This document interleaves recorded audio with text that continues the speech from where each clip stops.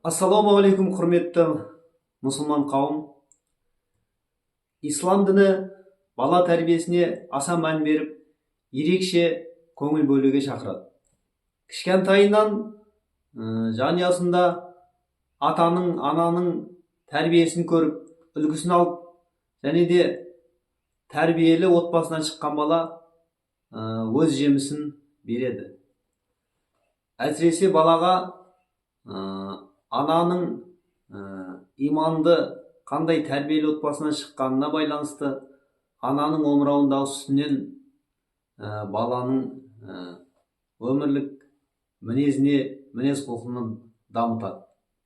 Ол ананың ақ сүтіне байланысты, және де әкенің жақсы иманды тәрбиесіне байланысты.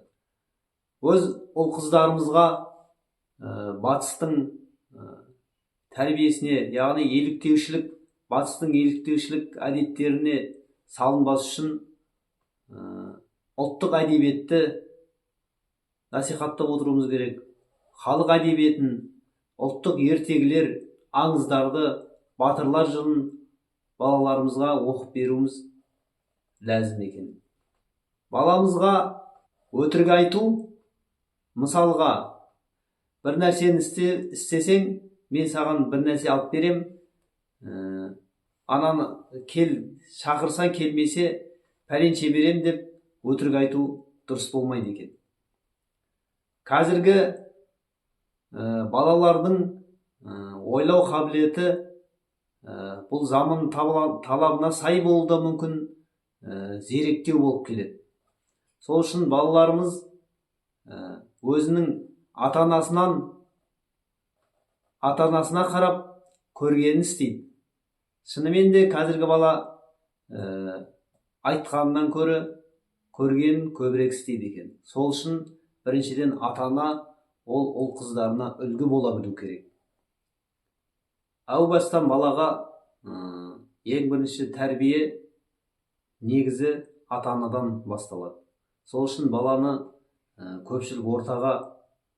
есейіп көпшілік ортаға жібермес бұрын, оны сол көпшілік ортаға дайындауымыз керек. Яғни ұлттық құндылықтарымызды, салт дәстүрлерімізді, асыл дінімізді, негіздерін үйретуіміз керек екен.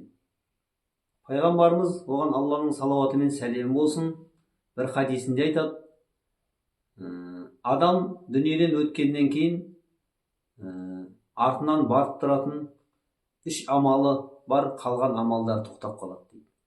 Сол 3 амалының бірі үздіксіз берген садақасы, яғни Алланың разылығы үшін берген әрбір садақа соның артында сауап болып барып тұрады екен. Екіншісі салихалы ұрпақ дейді. Салихалы ұрпақ дегеніміз, өзің тәрбиелеп, сол салихалы ұрпақ тәрбиелеп өсірген болсаңыз,